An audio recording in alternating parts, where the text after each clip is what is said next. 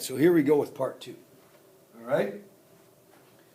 So, we've made our, what we call our ridge line, our ridge cut.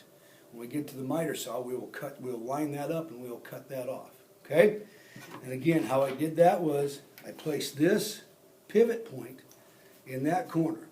I keep my pivot point there, and I rotate up until the 5 on the top cut common rafter is right at the top up here. There's the 5 of my rafter. Okay? This would be the rafter run. Under here would be the rafter run length, the hypotenuse would sit like this, and down here would be our 5 inches below this would be our first run. Okay? And this is our rise. Okay. So now we're going to go to the speed or the framing square. I'm going to rotate this down a little bit more so you can see better. All right? Remember I said the tongue was the rise. The blade is the run. The tongue, the blade, rise over run. Here's how we do this. And I'm going to show you this. And you're just going to step off on your first part of your assignment. I want you to step off using this method, just the length of a board I give you like this, nothing big. So what I do, if I have a 5 pitch, I take the 5 and I put it at the bottom of my line here and line it up with the bottom of the board. It's kind of hard to see, but right there, that line I drew as a 5 pitch of this lines up perfectly with that. That 5 is right here. Out here, I make sure that my 12 on the blade, the number 12, is at the bottom of the board, and I'm going to make a little tick mark, just like that. Okay? All right? Take your speed square. For the purposes of this assignment, I want you to take your speed square, line it up with that tick mark, just like that. Here's my mark. Line it up at a 90 with that. And then from that point, I want you, I'll also mark the top so I don't lose my mark at the top. I think you can see that there. That's where I line my pivot point up to. The pivot point is there. I'm going to rotate my top cut, common cut, 5 up to the top, hold it, and I'm going to mark this, and I'm going to put a 1 here. That equals 1 run. All right? I'm going to make another run. This is the kind of a practice one. I'm going to lay the 5 there and my 12 there, and lo and behold, if you look at this, if I can get this up right, and my 12 is there, I am right on the mark I just made. 5 here, 12 here. That means I have a 5-12 pitch on this. We'll have a 5-12 pitch on this board. So I'm going to make my next run mark, make my tick mark right here, and I'm going to use my speed square again. I'm going to slide down. I'm going to make the mark at the top so I hold my position where my pivot point should be. I rotate up, and once again, when the 5 hits the top of the board on the top cut, common cut, I'm going to make this mark. I'm going to write 2 here. All right? Now I'm going to show you this right there. Now let's turn this around. Right there, that 5, if I can hold it, there we go. That 5 is at the top of the rafter, and there's my mark. All right? That means I've got a 5-12 pitch. Let's see if we got room for one more run. Okay? Yes, we do. Right here. 5-12. Make a mark. Step it off. We've stepped it off. Make that mark. Now let's pivot. I think I'll be able to see. Yes, I can. I can see the 5 on the board from that pivot point. Make this mark. That's my 3rd run. Okay? And your board will look like this when you are done. Ridge cut up here, 1st run, 2nd run, 3rd run. Okay? All right.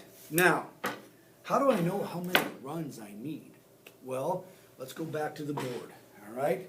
I'm going to rotate this up. going to go back to the board and explain that to you a little bit. Okay? Let's do this. Here we go. Erase this, and we'll get on to the rafter run. I laid my marker. There's my marker. Okay. Let's say that we have a span on our building of 48 inches, just like your wall. So our span is 48 inches, or 4 feet. Okay? Our run would then be 2 feet. Well, if every run is 12 inches and my run is 2 feet, I have 2 complete runs. And I got to show you one more thing on this. Let me grab this. So if I had 2 runs, 1, 2, my second run would be what we call edge of building. This would end at the edge of the building with no overhang. If I wanted a 1 foot overhang, guess what? I just did that. I just gave us a 1 foot overhang at this 5/12 pitch by marking off this third run. So this would be edge of building on a 2 foot run. 1 12-inch run, one foot run, the second foot run, and here we go with the edge of building, and we have an overhang if we wanted it then. Okay? So basically we're looking at the numbers of the width of the building. Is it divisible by 12? If it is evenly, well then we just make that number of runs. Okay? So we have 2 runs here, but let's look at a different problem. Let's look at a little mini house that we put together. Since we put the exterior walls out here like this, we actually had a 55-inch run, which meant our span was 27.5 inches. All right? I'm going to have you take a look at that because that's what I want you to do on the back of this board I give you. All right? So here we go. Rotate back down. It's going to be kind of 2 long videos here. I hate to do that to you, but here we go. Let's start again. Wrong one. Ugh.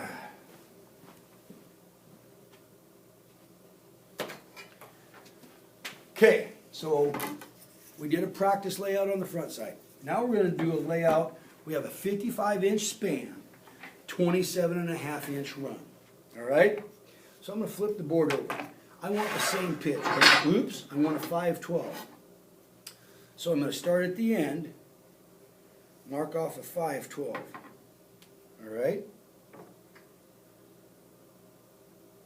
Pivot, 5 at the top, mark my line, X, this is my ridge, or the top of the peak. All right, so if I have 27.5 inches, I have at least 2 runs of 12. So I'm going to mark off 2 runs of 12. Right here, 5/12. Make that.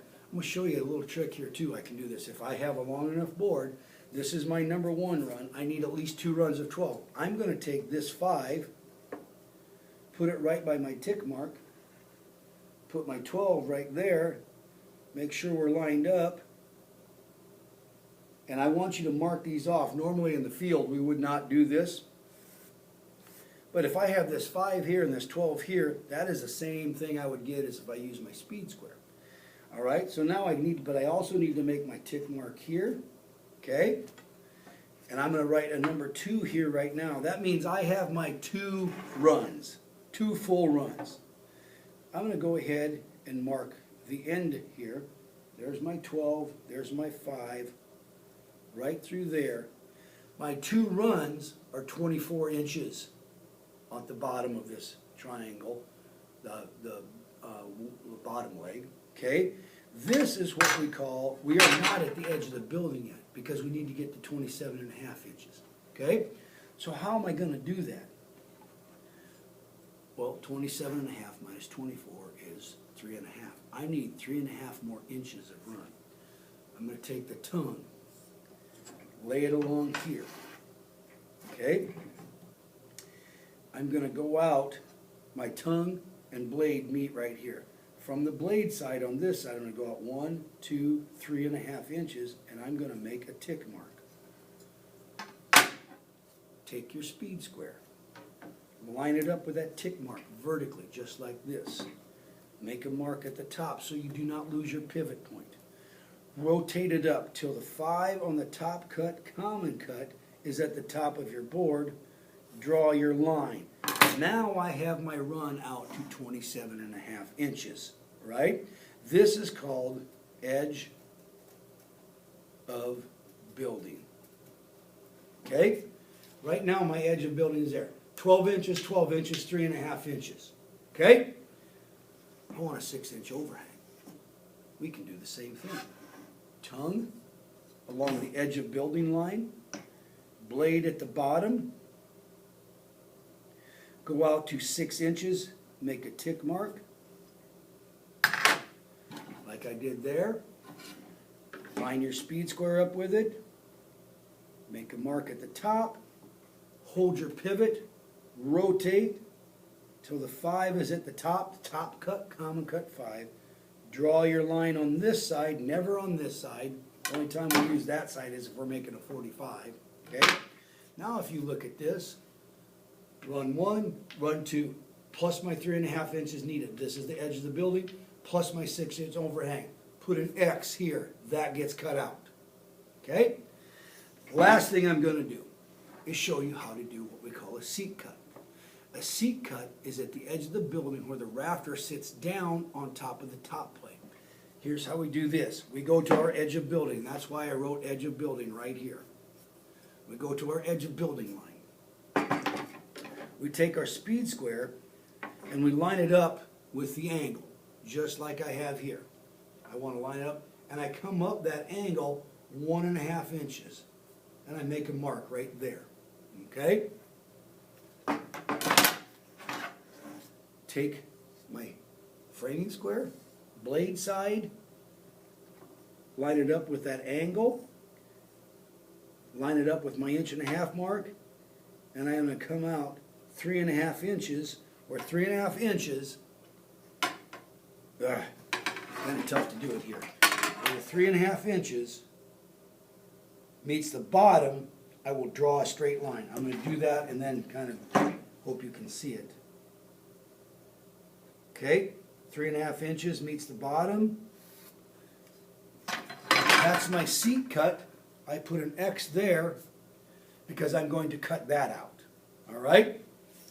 Now, you'll see this when it's all done. I actually have an example over here. This is what a seat cut looks like on a rafter. Here's our ridge cut, seat cut, and this is our overhang. Okay? All right? So, when you are done marking this out, don't do any cutting on this side. When you are done, I want you to cut this off, the ridge cut, and the seat cut out if you have a jigsaw. If you don't worry about it. Okay? A jigsaw is easier to use this. You can use a skill saw. All right? I'm going to have to stop there, I think, because I'm going to get close to my time limit that YouTube allows me to make videos. Okay? I hope that's clearer than mud. I hope you get an idea of what we're doing. Simply slow play the video, watch it, and what I want you to do on this piece of wood that I'm going to give you, again, it's not, I might give you an actual 3.5 inch, it's plywood, but it's our practice cut. On one side, the practice side, simply make a 5/12 mark up here, put an X there. Step it off 3 times, and actually we need to put an X down here because that gets cut off. Don't do any cuts on this side. On this side, I want you to mimic the span of our building.